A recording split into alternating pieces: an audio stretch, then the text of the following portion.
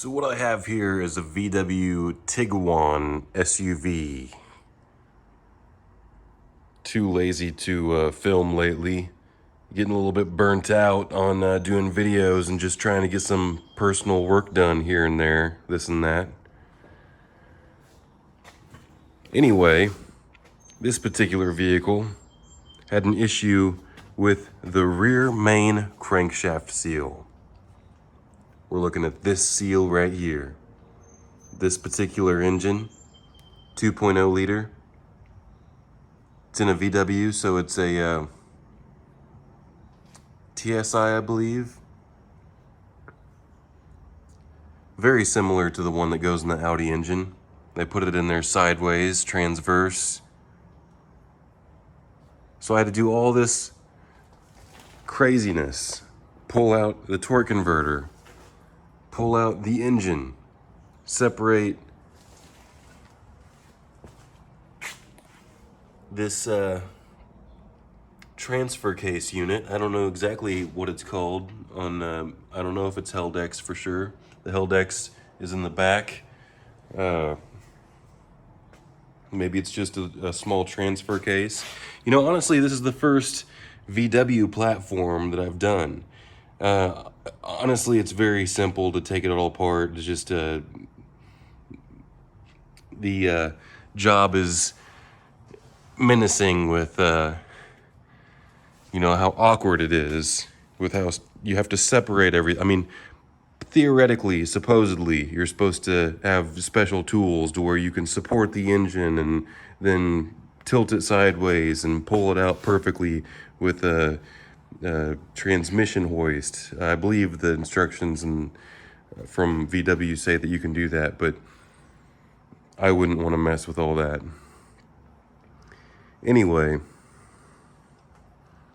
once you get it all apart to this point, it's just this simple flange right here. Just this simple flange. I'm about to pull it apart in just a second. Let me see if there's anything else I can say about this. So, to get it to this point, I kept the wiring from the ECU box, and you see how much wiring there is. I was able to drop it this far. There's a transmission cable, you know, you just pop off. You can leave that to the side.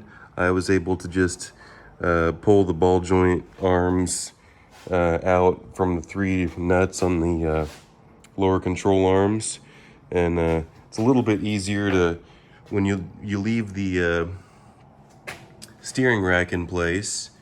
I did have to go ahead and disconnect the exhaust pipe from the back here. That required me to, I was either going to have to unclip or unscrew the rear O2 sensor, so I just let that hang there on the rack and pinion here. And I could easily enough, I probably should have taken the half shafts out so it doesn't put stress on the joints there. And AC compressor just pulls to the side. Air box and some hoses come off, intake hoses, and then we have the fan assembly that pops off. Okay, you can just leave the wiring harness plugged in on the engine. A lot of things that you can keep on the engine. But you see why something like this would cost a pretty penny for a shop to do, because just getting to this seal might cost $40, okay? But the labor to replace that $40 seal.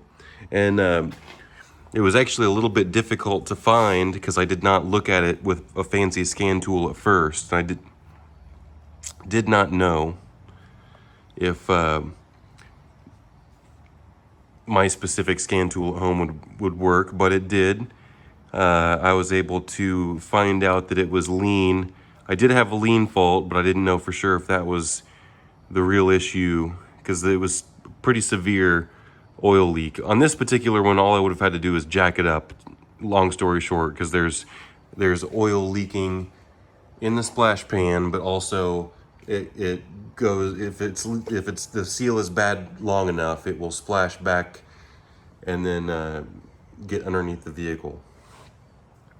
Okay, I'm gonna, like I said, I'm gonna take it off here in a minute, but what I was able to do is see that the fuel trims were definitely off, and then I was able to take some carburetor cleaner inside, spray it inside the service hole, and I could, every time I sprayed it, the RPMs would fluctuate. Oh, and then let it off, and you know, it might still kind of run bad because it's got an air leak. It might still kind of be like, and then you spray it and it goes,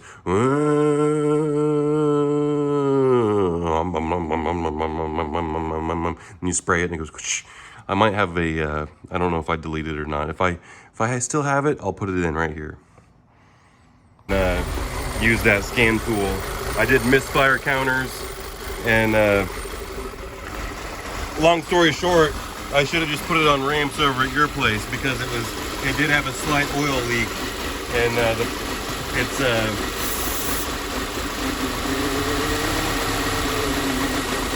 rear main seal is leaking.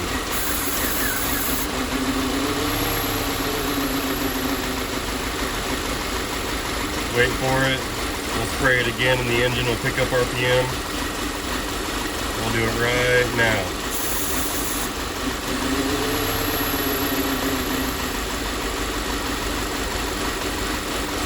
Do it one more time and engine will pick up RPM.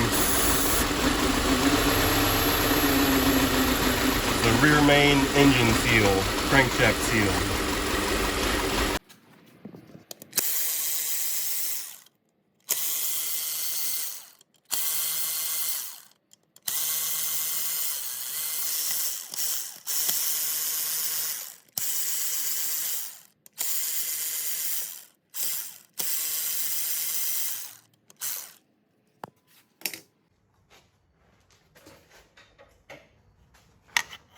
I like to pry from the bottom side here because there's a little bit of a lip underneath but if you just give it a little tug there.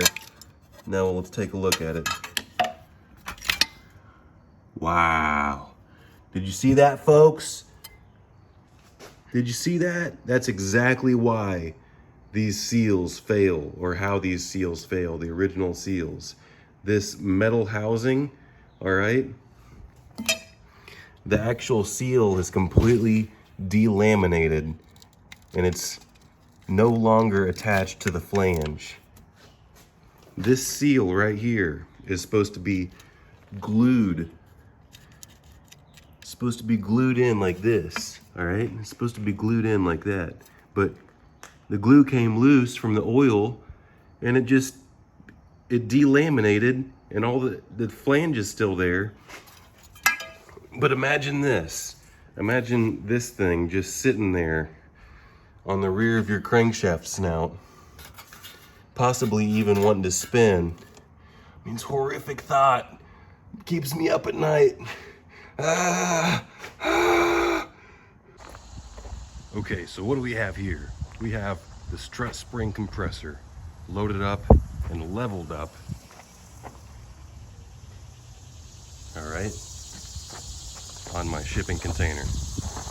I decided to put it on the door because these things are built like tanks, okay? And I decided to weld it on because, well, that's just the easiest option, and I'm lazy. So, I don't plan to ever sell it. I don't plan to ever get rid of the storage container. I plan to turn this storage container into a mini workshop. I'm planning on cleaning this thing out and putting a tire machine and a tire balancer in here. Maybe even a generator with electricity. We'll see how far I get. Maybe even an air compressor. I don't know. We'll see how far I want to plumb out and electrify and whatnot. We'll see. Okay, anyway, I just wanted to show you the setup before I zapped it into place. And the next shot will just be hanging, because I'm not gonna record myself welding.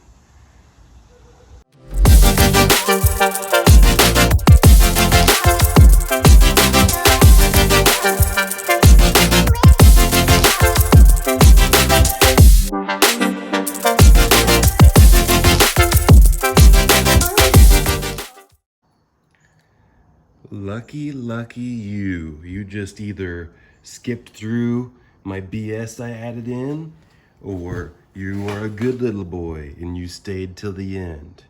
So, you will get rewarded. You get your little treat, okay? What you have is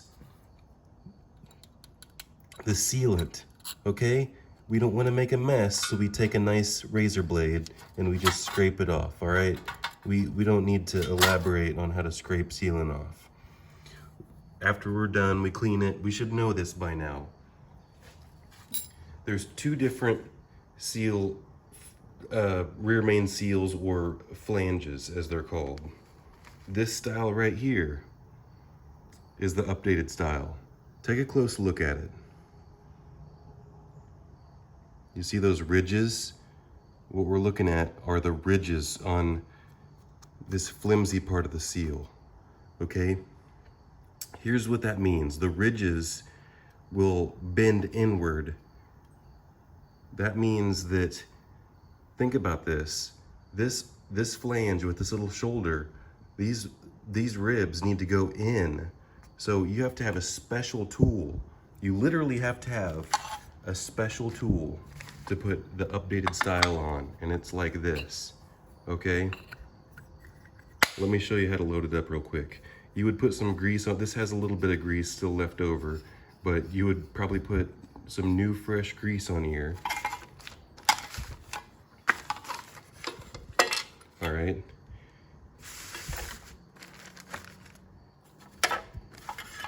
When this seal was ready to load up, you would have some fresh sealant on it as well.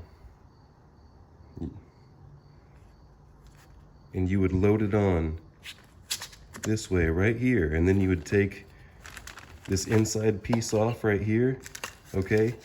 So now you have the fresh sealant all the way around, and you have the special tool installed.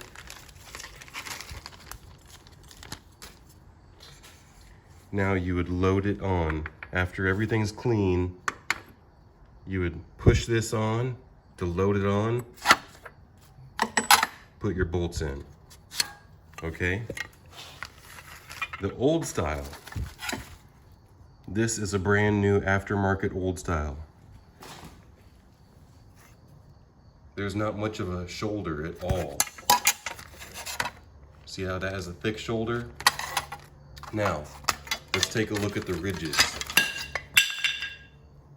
See, this one's already naturally inclined to want to just slide on. The ridges are already pointing out, okay? This one's like a no-nonsense seal. This one already, you pop out this little plastic deal, and it already just wants to slide right on the snout. Technically, there is a special tool to help slide that on as well for the seal, but you'd want to put a light grease on it, or a penetrating oil, and make sure that none of that gets on your sealant, your silicone sealant that you put on the edge, all right? So there you go. There's your two different style rear main seals. Would I suggest one over the other? Yeah, I'd go with the updated one. What kind of parts do I like to use? People were asking me here or there, what kind of parts do I like to use? I like to use OEM parts, all right? The parts that you get from the dealership, I'm never gonna suggest any aftermarket parts. Anything that you do with aftermarket is a gamble, because they're just reverse engineering and trying to do the best they can to fix or do, you know, their style or their design. I worked for the dealer, so I'm gonna always say that if a part needed revised, the OEM revision is the best part, and then the aftermarket supplier just tries to duplicate the OEM revision. But once you put the good parts on, you should be in good shape, okay? Am I gonna hesitate to put a new old style rear main seal on? No, I know it's gonna last a long time, but you know, this one only has less than 70,000 miles on it, so there you go.